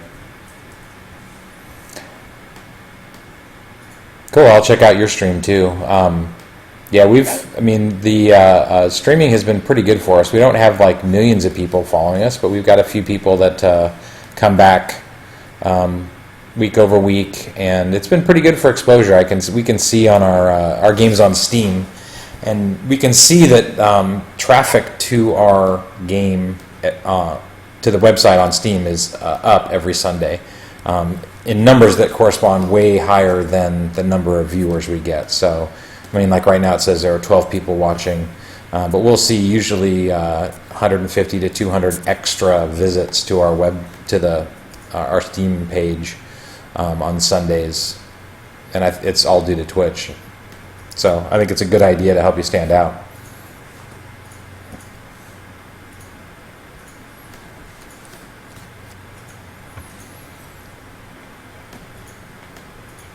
All right.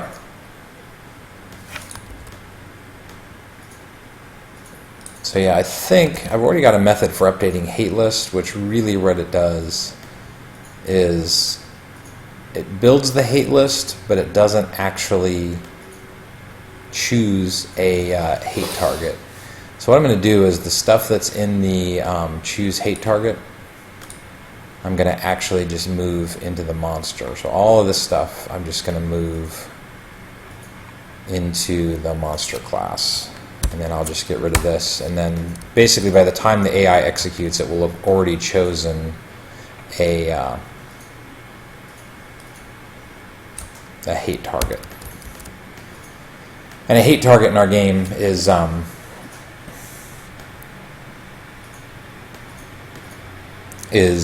the way that monsters choose who to attack For the most part, that's the player or the player's pet.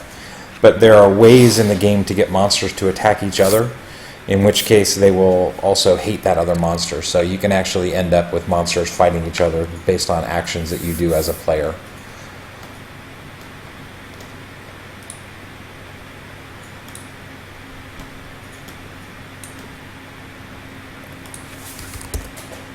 So I'll move this guy here.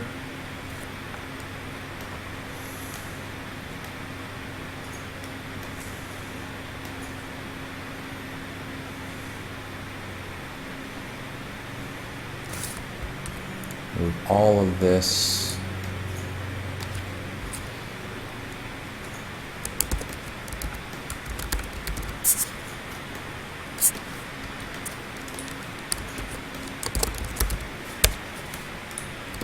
So basically right here.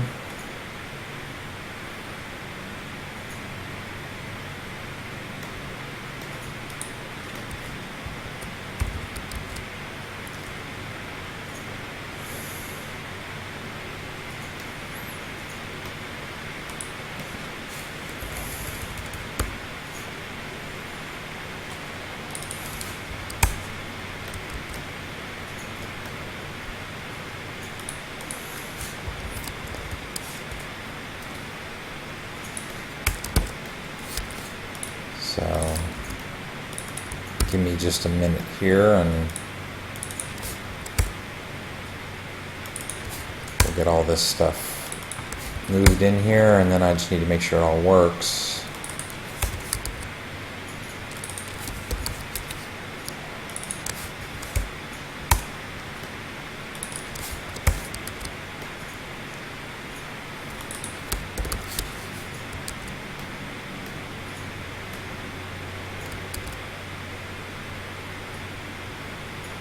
Alright, so that looks pretty good. So now I just need to... this is the same code that was in there before.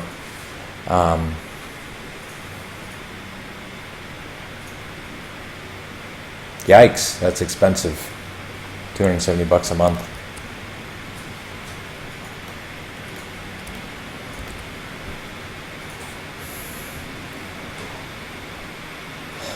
Alright, so I need to save both the weighted hate list and the hate target to the monster's short-term memories.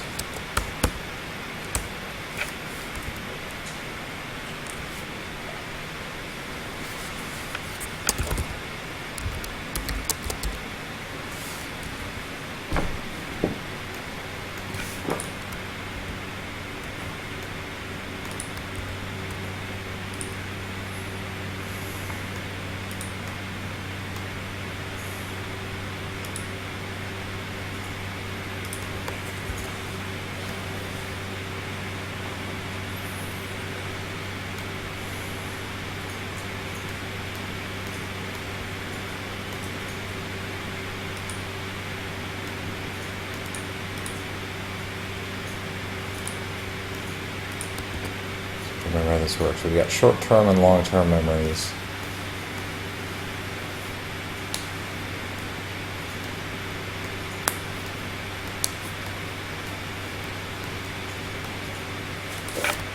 Which are made up of monster memories. It's like this is an onion that I have to... yeah, it is a little confusing. Part of it is that this is a game we've been working on for 3 years, so there's a lot to it. And then part of it is I'm kind of jumping around to a bunch of stuff, so I'm not maybe explaining it as well as I could, because I'm trying to get something done. So I tend to forget that I'm not the only one, that I'm working on this, but you guys are trying to watch and figure out what the heck's going on. So, so sorry about that.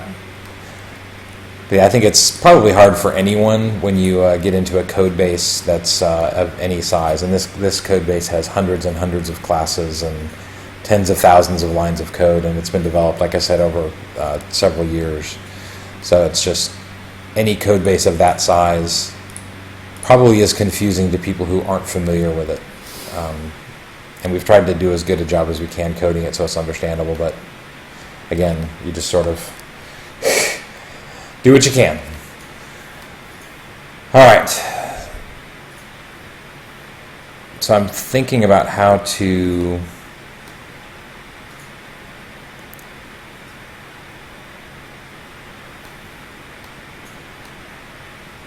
the short-term memories are cleared out every time and they're not saved.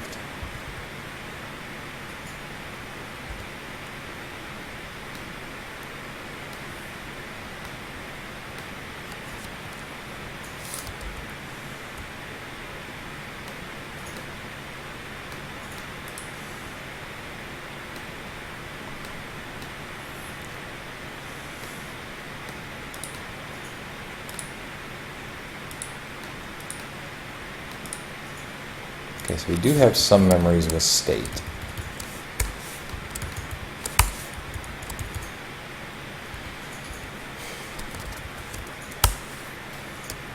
Which is what I want. Where is this guy? Being attacked memory.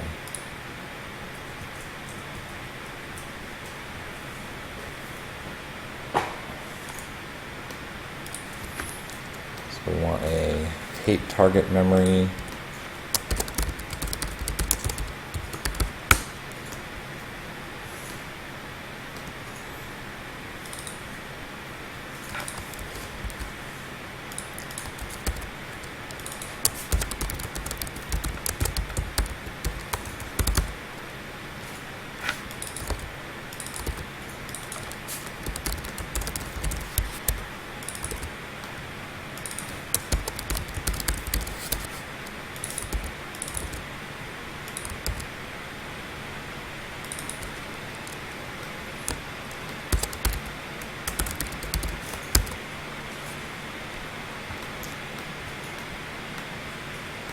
Close some of this other stuff.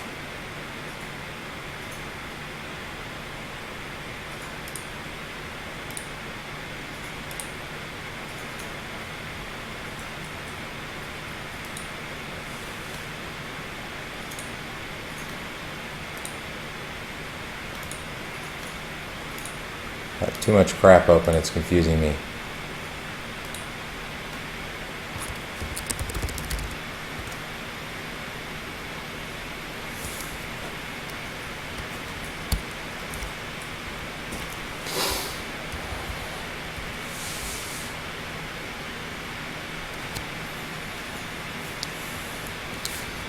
So I want to do something similar to that.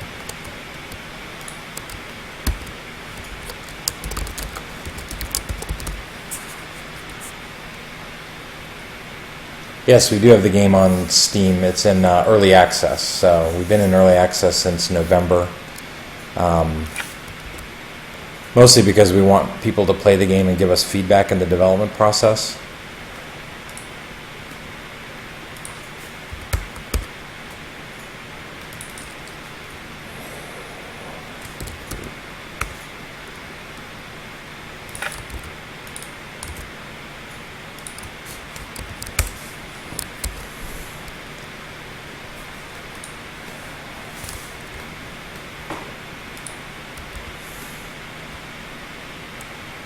So we want to have the hate target and the weighted hate list saved and available for the AI. Holy cow. Hey, good to meet you too. Thanks for stopping by.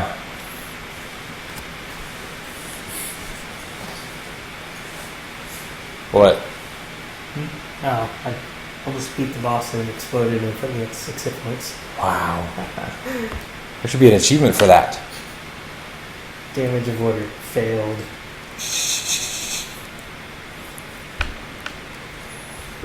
Alright, let's see what happened here. Did we...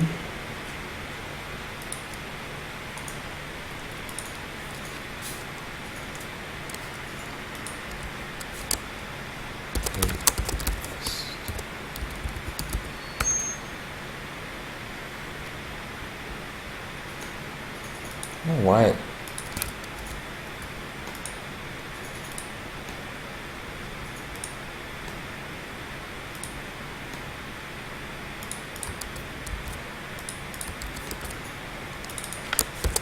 hate list.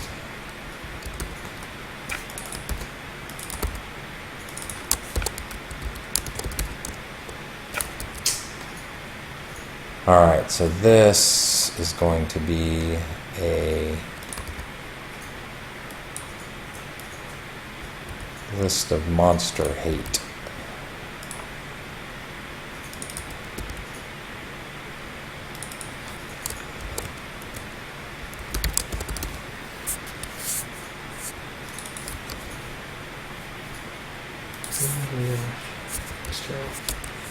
Oh my gosh, I'm pushing the wrong buttons.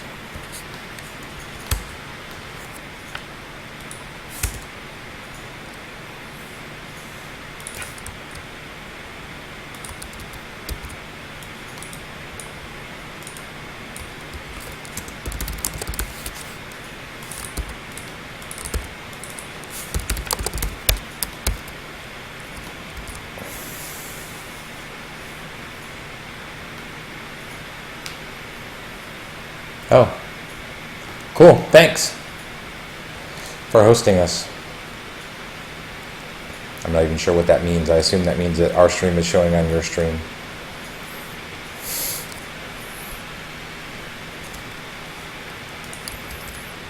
Even though we've been doing this for like 2 months, I'm still sort of a noob on some of the Twitch stuff. Okay, so now we've got our monster. Our monster creates a hate list, and now he's going to add that to his short-term memories. New hate list. Loaded hate list. Maybe I should make that leaderboard.